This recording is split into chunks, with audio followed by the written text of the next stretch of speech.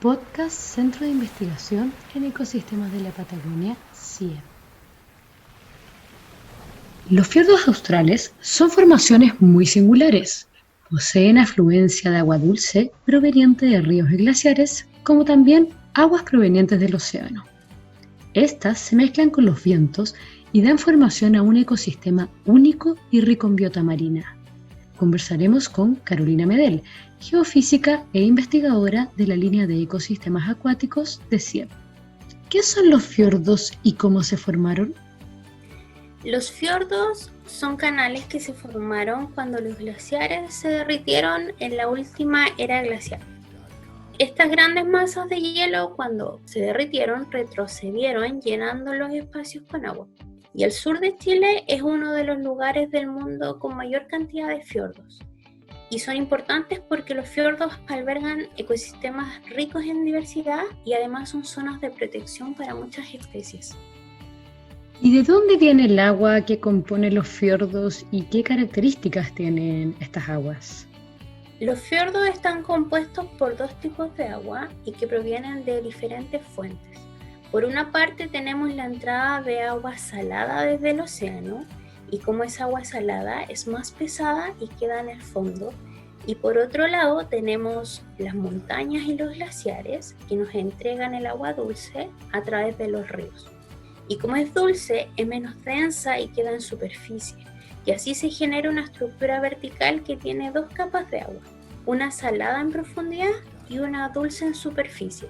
La capa que es dulce tiene aproximadamente 5 a 10 metros y varía a lo largo del año. En épocas de invierno, por ejemplo, donde el derretimiento es menor, el agua es mayormente salada. Y luego ya cuando aumenta la radiación solar y aumenta la descarga de los ríos, comienza la llegada de agua dulce a los fiordos y se estratifica el agua, o sea, se marca mucho más estas dos capas de dulce y salada. Y además estas aguas tienen propiedades distintas. Por ejemplo, el agua marina es rica en nitrato y fosfato, mientras que el agua de los ríos es rica en ácido silícico.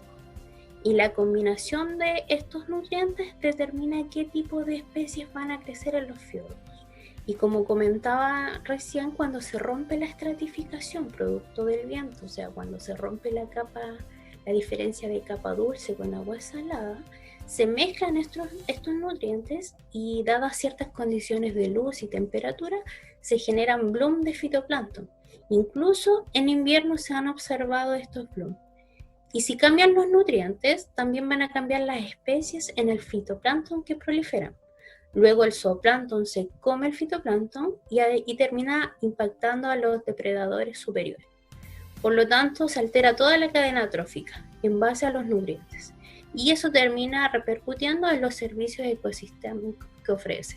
Y en esto tiene que ver, por ejemplo, el cambio climático. ¿Cómo afecta el cambio climático en estas zonas? Sí, el cambio climático es un fenómeno natural y no es la primera vez que la Tierra experimenta uno. De hecho, la Tierra ha experimentado varios cambios climáticos a lo largo de su historia. Lo relevante de este cambio climático que estamos viviendo es que ha sido acelerado por la acción humana y los cambios son extremadamente rápidos. El aumento de la temperatura a nivel global está acelerando el derretimiento de los glaciares y además está disminuyendo la precipitación. Y eso hace que haya cambios en la cantidad de agua dulce que llega a los fiordos. Y el problema es que estos cambios están pasando en una escala de tiempo que es muy corta y no sabemos cómo ni qué especies son las que se van a adaptar a estos cambios tan rápidos. Para poder predecir, en cierto grado, el comportamiento de los ecosistemas en el futuro, existen herramientas como la modelación numérica, ¿cierto? ¿Qué es un modelo numérico y qué tipo de información nos puede entregar? Un modelo matemático es un set de ecuaciones que intenta reproducir la realidad y se usa tanto para entender fenómenos pasados, así como para anticipar futuros escenarios. Y por ejemplo, el pronóstico del tiempo se hace a través de los modelos matemáticos, en base a una condición inicial, que son las condiciones meteorológicas de hoy día, por ejemplo. Los modelos te pueden anticipar cómo va a estar mañana, pasado mañana, incluso hasta 7 días de pronóstico. Ese es un ejemplo de modelo matemático.